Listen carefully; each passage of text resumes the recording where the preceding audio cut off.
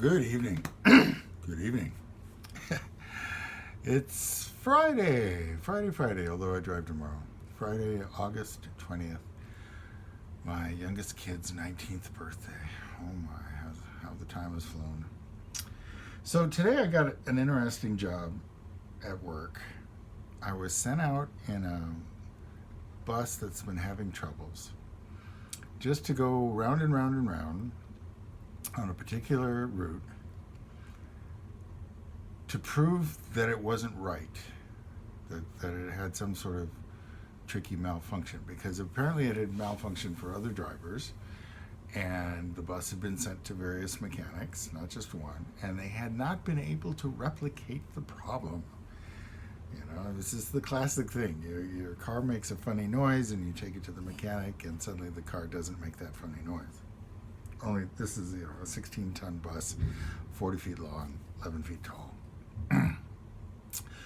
So I went round and round and around and around to break the bus or to prove the bus wasn't right.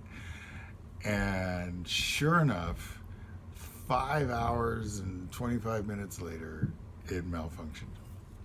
And pretty spectacularly. I mean, not like blowing parts around or anything like that, but it lost power, and it took me half an hour to go 3 miles, and it was pretty sad. But the mechanics were grateful in the sense that I was able to describe the problem, and I was also another voice to say that bus ain't right. So apparently it's being sent off to Kansas City tomorrow to be looked at once more by experts who didn't believe it was having a problem. And ironically, this isn't the first time something like this has happened, or I don't know if it's ironically, but so at one point I was allowed to use a kiln at a local college. I won't say which one. And it shut itself off at like 2100 degrees. This is a big old gas kiln. And the teacher who had been using it had a similar problem, and I was doing everything you could do, and she was contacting the manufacturer, and the manufacturer, frankly, was sort of condescending. They assumed that this was somehow pilot error, that this woman from Kansas could not possibly be firing this kiln correctly. Well, then this man from Kansas, who also had an MFA, and she had an MFA, and we had kiln logs, and we were keeping track of what we were doing, and it was nothing we were doing. The kiln would get get hot to a certain range and just shut itself off. Much cooler than we intended it to finish. No, not much cooler. A couple hundred degrees.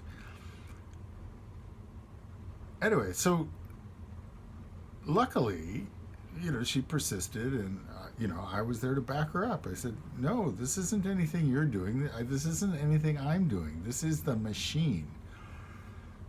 And then gradually, other testimony came in from other sites, and it turned out that the kilns had been sent out with a particular computer chip that was the wrong grade, I should say. Okay, so somehow it was heat sensitive.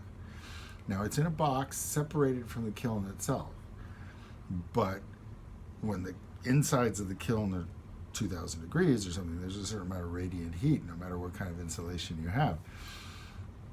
And so that chip would get to a point where it would overheat and it would just stop playing and shut the kiln down. So eventually, in the face of multiple testimonies, the company figured out what it had done wrong and apologized and sent out a technician with the correct chip, the heat-resistant chip. And then, of course, in the meantime, since we knew it was a heat sensitivity issue, we could put some kale wool between the control box, because this was in the control box, and the kiln itself, and that would allow us to get to temperature. But it was one of those things, like the bus mechanic, where they don't believe you. It can't possibly be happening. It's like a doctor who doesn't believe your symptoms. It's like, why would I lie? I'm firing this kiln. Why would I lie? And again, I mentioned this before, it helps to not be doing it alone, to have a second opinion, to have somebody backing you up to say, no, I didn't screw up. It's not me, and I'm not imagining it. There's a hardware problem.